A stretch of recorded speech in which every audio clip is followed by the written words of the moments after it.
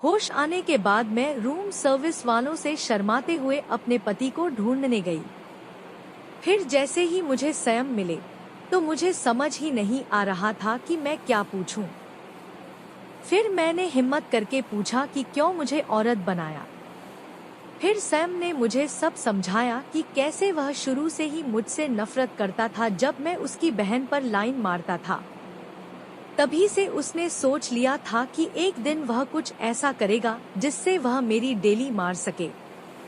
इसलिए उसने सारा प्लान सेटअप बहुत पहले ही कर लिया था कि मुझे अपनी पत्नी कैसे बनाएगा। मेरी बहन के साथ रिश्ते, फिर मेरी बहन को भगाने में भी उसी का ही हाथ था और वह आइडिया कि सुरेश को दुल्हन का जोड़ा बनाकर बैठा मेरे पापा तक उसने ही पहुंचाया था। मैंने उससे कहा कि मैं तुम्हारी कंप्लेन कर दूंगी तो उसने कहा कि क्या करेगी अब तू शादीशुदा औरत है। मैंने कहा कि सिर्फ कपड़े हैं औरत के, अंदर से मैं तो मर्द ही हूँ।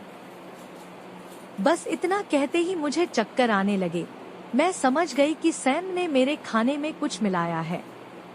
मुझे होश आया तो मैं हॉस्पिटल में थी और सैम मेरे सामने खड़े थे और उठते ही उसने कहा कि अब अंदर से भी औरत ही हा।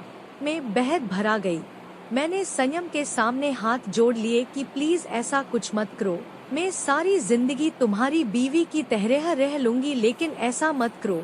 संयम ने हंस कर कहा कि अब कुछ नहीं हो सकता है, अब तू औरत हा, अंदर बाहर दोनों से इतना कुछ समझती मुझे फिर से बेहोश कर दिया।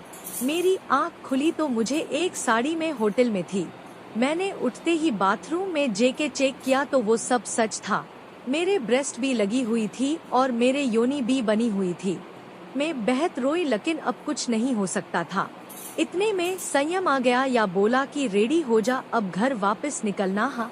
अब मैं एक बहू बाके अपने साड़ी का पल्लू को संभल कर बस में बैठ गई अपने ससुराल जाने के लिए। मैं बस में सारे रास्ते रोते हुए जा रही थी, एक बहू की तरह जैसे मेरी विदाई हो रही है। घर पहुंचते ही ससुराल में मेरी सास या मेरी नानाद मुझे लग से ले गई और पूछने लगे कि कैसा रहा तुम्हारा अनुभव। संयम ने ज्यादा तंग तो नहीं किया। रात को नींद आई या जगी रही सारी रात, ज्यादा दर्द तो नहीं हुआ। प्रोटेक्शन यूज किया या सीधे ही शुरू हो गए। हमें दादी और भुआ कब बना रही हो, कब इस घर में बच्चे की किलकारी गूंजेगी। मुझे शर्म आ रही थी और अजीब भी लग रहा था। मैं बस चुपचाप सुनती रही। इतने में मेरी ननद बोल पड़ी कि बस अब इसको आराम करने दो।